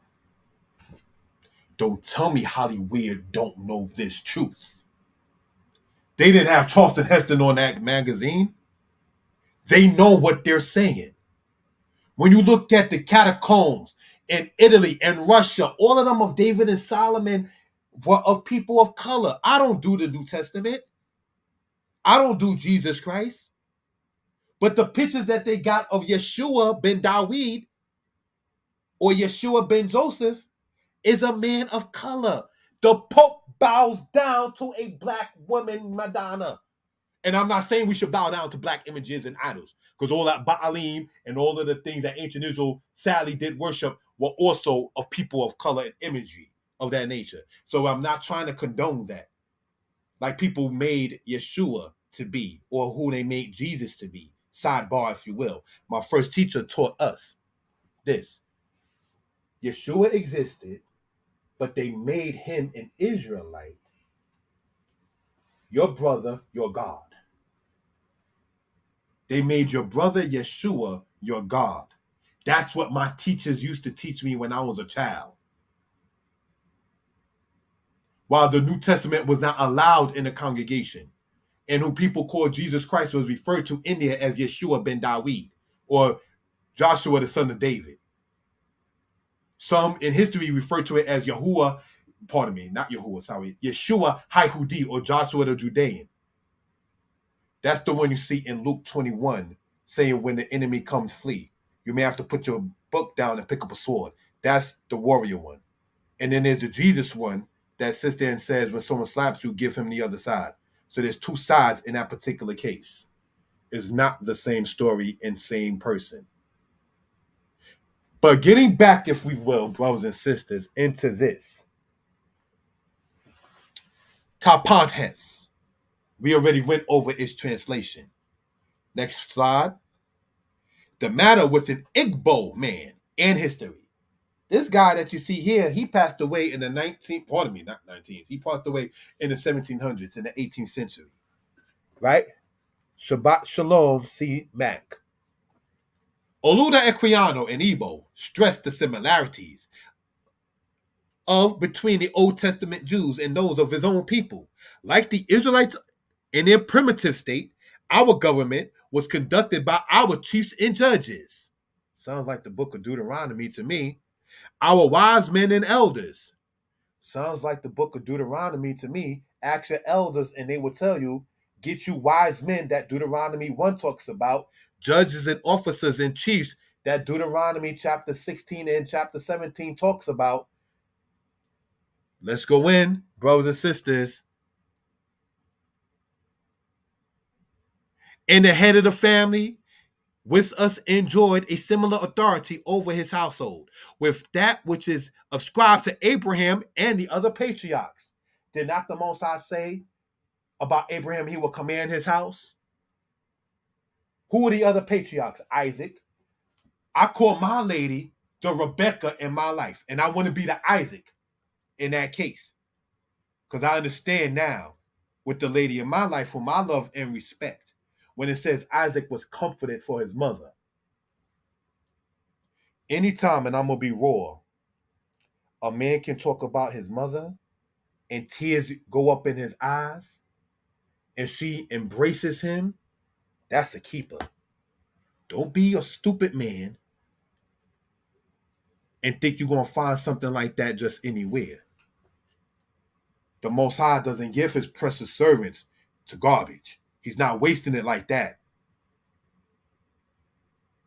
That's why we can't be making charts and calling it to different people's names. And no, you can't be saying this is Zebulun there and this is Gad over here. These are holy names. You just can't be throwing them out there like that. And so, brothers and sisters, and getting into this kind of matter, not getting too personal, Jacob, a patriarch, commanded his household. The children of Jacob weren't the best, no disrespect. But what do we know? That love covers transgressions. Joseph loved his brothers. Of all of the children, the immediate children of Jacob, the best child came from the woman he loved. Now, will my husband hear me, or Yah has heard that I was hated, so I name him Simeon. There ain't been one great leader in Israel that came out of the tribe of Simeon in history. That anger from the mommy being upset with her sister Raquel that goes into your children. So we can see why the Most High would say not to put words in the Most High Yah's mouth. Don't marry a woman and her sister to be a rival to her. Women know that she's not the first woman in your life, but let her find out that a woman in your past is her sister and see what happens. Oh, I didn't know. You ain't have to know. The Most High said, don't get with a woman, marry a woman, or take a woman and her sister to be a rival. So I asked, not that I'm testing the Torah.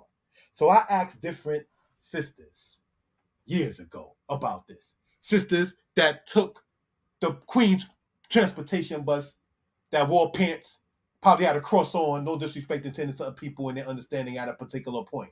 I said, excuse me, if you don't mind me asking, I see you at the bus sometime, about relationships, if I may ask you a question. How would you feel if a man wanted to date you and your sister? And she looked at me through her glasses like, is this crazy? You can know what word I'm bleeding out. She said, what? I mean no disrespect. I'm just asking a question, just trying to gain some understanding. He and that nasty can keep each other. I'm like, okay, she's using profanity. Takes me back when the book says rival. So I asked sisters to wear fringes and head wraps. And I said, excuse me, sister, after one Shabbat, how would you feel if a brother wanted to go with you and your sister? They looked at me and said, Yeshaya, you know the Lord. Why would you even ask me something as stupid as that? People looking around like, see, this is why everybody can't be asking questions. One cursed me out at the bus stop, not cursed me out, but cursed about it at the bus stop. And the other sister in the camp after Shabbat was like, why would you even ask me something stupid like that? So when we take it back to what Yah stated, Zarar, rival, ain't no woman that's going to be okay, knowing she's not the first woman in your life, to have sat there and been like, oh, I'm after my sister. Okay, everything is... No. Y'all know the spirit of woman to sit there and make that a law. That's not going to happen. Not with the Most High's blessing. And we can see a particular matter like Leah and Raquel. So when we read getting back into Oluda Equiano, who died in the 18th century, he goes on to say this: the law of retaliation obtained almost universally with us as with them, and even their religion appeared to have shed upon us a ray of its glory. For we had our circumcision. 8 days is when the Igbo people do their circumcision, as do the people in Southern Africa called the Limba, as do the people in Ghana called the Ashanti. Let's go in. We had our sacrifices and burnt offerings. Burnt offerings is called Olah in Hebrew. Okay. Our washings and purifications. Because when a man ejaculates, he's supposed to wash himself. When a woman gets off her uncleanness, she's to wash herself. Heaven forbid someone is a leper, when they're cleansed, they're supposed to wash themselves. Washings and purifications. Brothers and sisters, this is not the Torah being a European culture. Their leaders, their queens, wash up only at certain times of their life. If you are a person who's grown and you can count the number of times you washed up, there is something wrong. The queens of the Japhetic European nations would wash up at only certain times. The Romans did not use soap until the time of 50 AD. They was always washing with water and only perfumes. They did not use soap in Rome until 50 AD. This is 2023 AD. That means Julius Caesar, who died before then, was not using soap. And this is their leaders. So when you find Oluda Equiano talking about the matter of washes and purifications, you can tell the difference between Israel and the nations, because the Falashas, as they are erroneously call themselves Beit Yisrael. When a woman goes or a female goes to her uncleanness or menstrual, her menses or monthly, as some call it, she has her own tent and her own tub. You're not getting in the tub with grandpa that he uses. Oh, thou bleeding, you get your own tub 14, 15, 16, until you go through menopause, and that's where you'll stay at, and in this hat, and in this hut or this house. You're not having coming into their organization who call themselves Beta Yisrael dripping. That is uncalled for. Being raised by a single mother, having an older sister, not getting too personal. I pay the rent here. I'm using the toilet. So you unclean whether you where she sit or where she lie, says Leviticus. So either you gonna be unclean, or young man, you gonna find another way to use the bathroom. Cause I ain't crouching. I'm your mama. You can do what you want, just keep yourself clean. I remember that as a child. Hashaba Yisrael, a congregation where I got my formative years. And when I say formative, I should say actually adolescent years, 12, 13, 14, 15 is very influential in my life. Learn public speaking and think the Most High.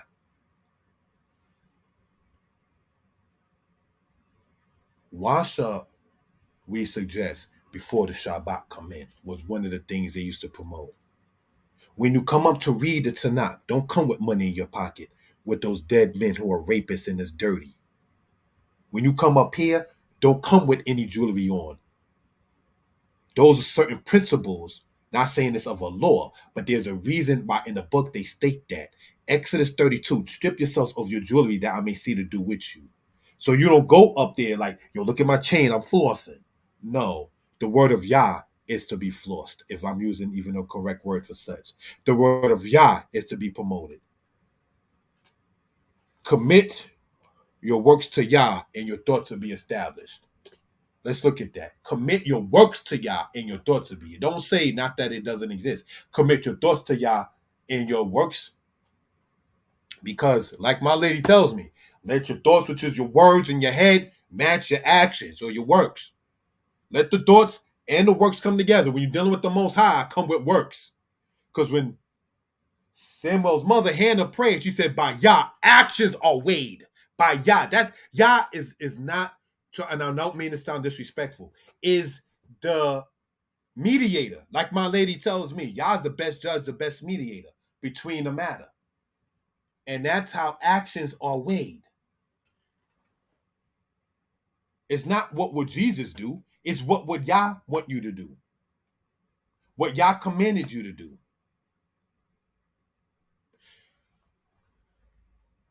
And on the same occasions as they did. So washing up at a certain time, purifying yourself at a certain time, that was part of their culture. He was a person that was kidnapped by the Portuguese, supposedly then said delivered by the British, and talked about this before his passing. He also spoke about the conditions of the slave ship where they used to knock your two front teeth out to force feed you. He didn't really want to go in too much in his history about what happened on the ships. But brothers and sisters, let's continue in this matter. Gabriel Prosser.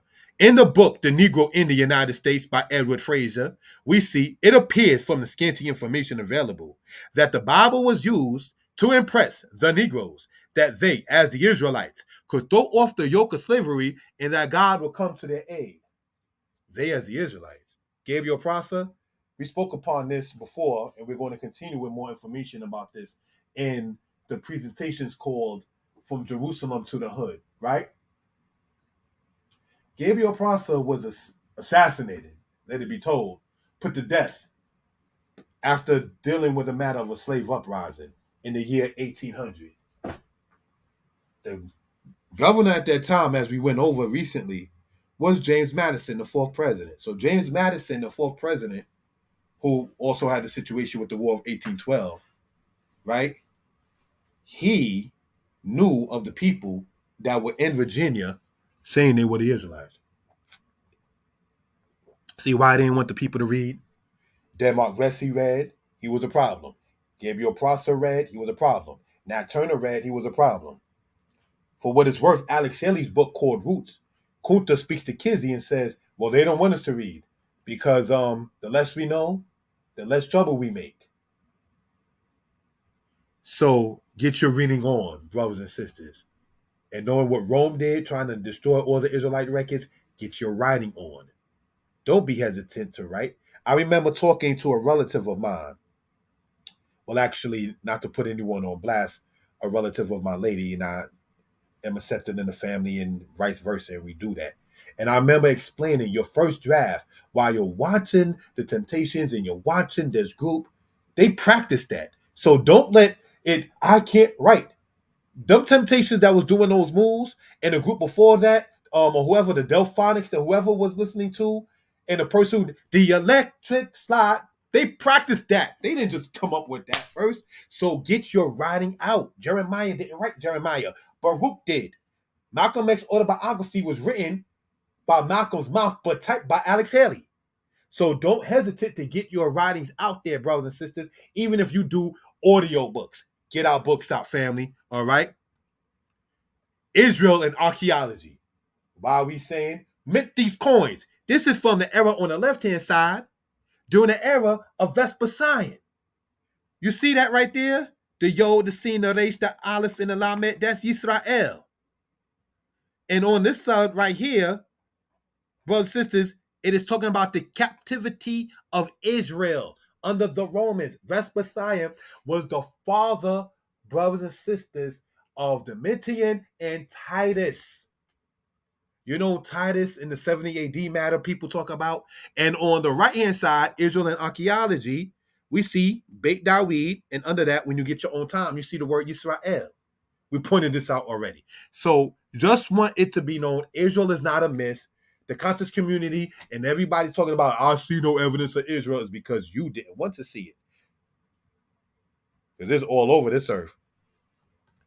So brothers and sisters, giving honor and praise unto Yah, creator, maker of heaven and earth. We want to close out, if we will. And I appreciate everyone on the channel.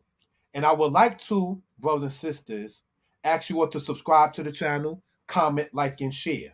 And to everyone who has, brothers and sisters, bought my lady's book being Chronicles of a Black Woman's Soul, a poetry book. You can get this book online. All right. Reach us at 908-587-4841.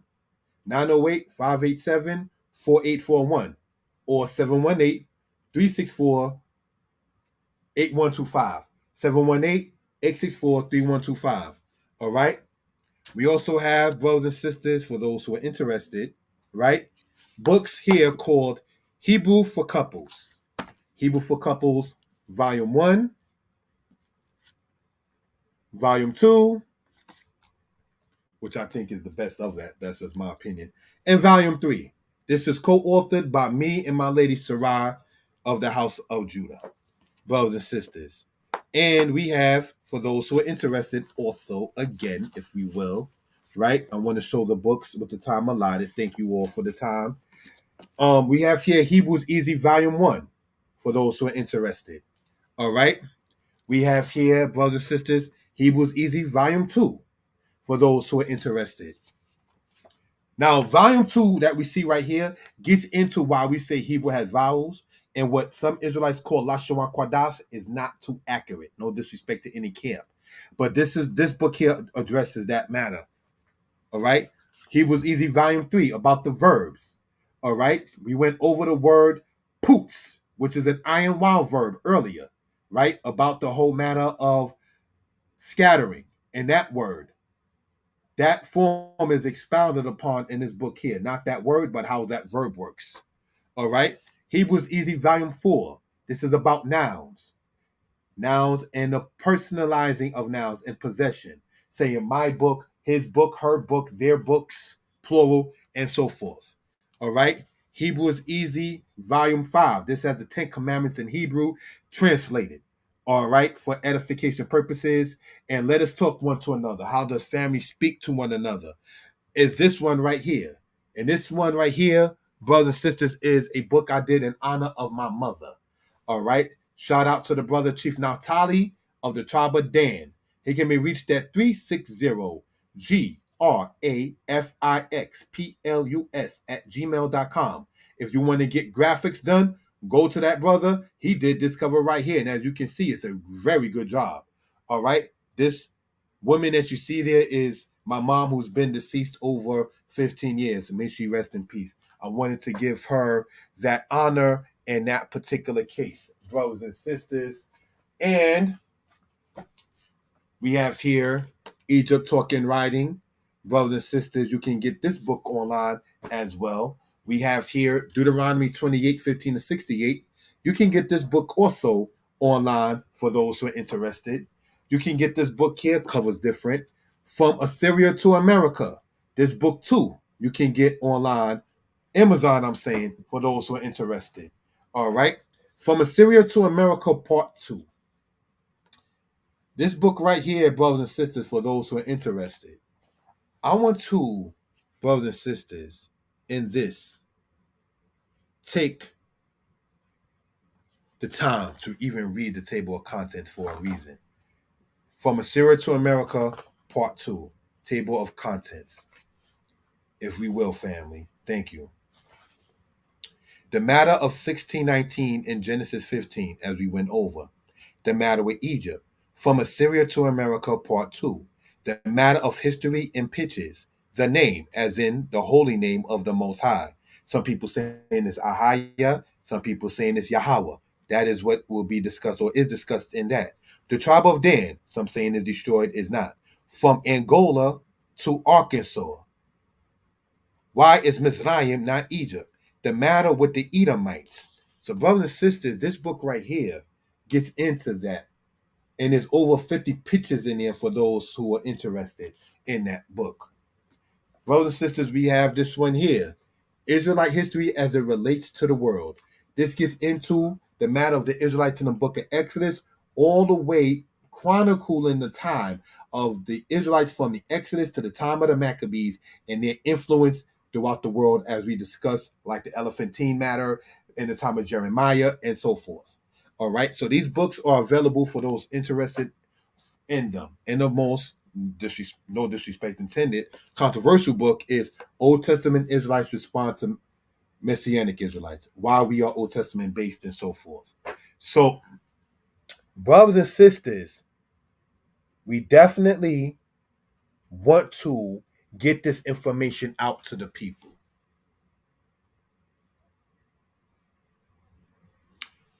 Giving honor and praise unto Yah, the creator, the maker of heaven and earth. Shout out on the human level to my lady, Sarah Michaela, Thomas Miller, Yirmiyahu Yisrael, C-Mac, Valerie Kalmi, sorry if I mispronounced it, Yared Judah, Elizabeth Victoria, Brother Warren, and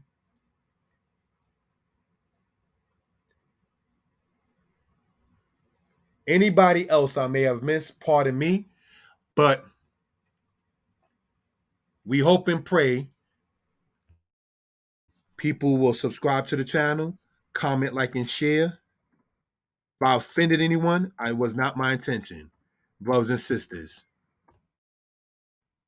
if you care to get the book directly from me, you ain't got to worry about whether you're going to get it. I don't steal. We ain't doing that. I want to advertise, brothers and sisters, Hint Magazine. All right? HINT by Tyrone Webb. All right? You can get this by going to hint-magazine.com or get other issues at magcloud.com. MAGCLOUD.com. All right. And I'm going to show this advertisement on where and how to get it online for those who are interested. Brothers and sisters, it takes nothing away from you to advertise somebody else. We're supposed to do that.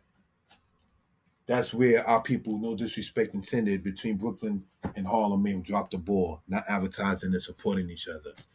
We want to do such, brothers and sisters. I promote Hebrew literacy, and I'll be the first to tell you to pick your Hebrew teacher if I'm not that one. And it's not to be slanderous or disrespectful or anything of that sort. We was going to do this at 5 p.m. and it got postponed to 6:45. So this is now like say 2 hours in. Don't want to lose the people's attention span. Nonetheless, going to ask you all to subscribe to the channel and hit that like and bell, sorry. So when we go live again, it can be known. Appreciate it. Send me a text 908-587-4841 or by WhatsApp.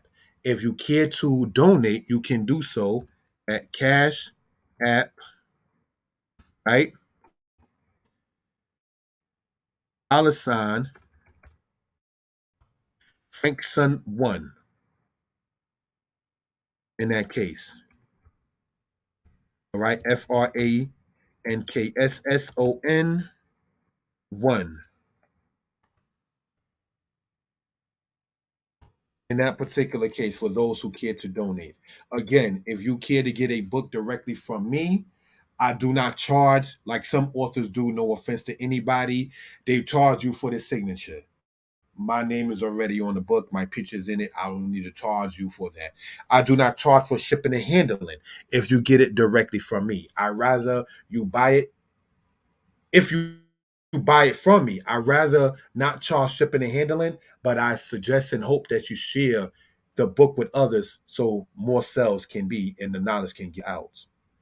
And I try to give people something worth their time and their money. Giving honor and praise unto Yah, creator, maker of heaven and earth. Have an excellent day. Subscribe to the channel. Israel, let's come together. Israel, let's make this happen. Israel, we can do this. All right? Want that to be noted for edification purposes, if we will. Hoping and praying everybody will have a good week. Hoping and praying, brothers and sisters, that you had a good week.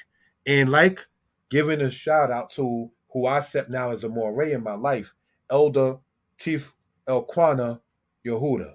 Brothers, dealing with your lady, use your ozen, your ear, your sablanu, your patience, and your bina, your understanding. If you know something might offend your significant other, and I'm not a relationship expert,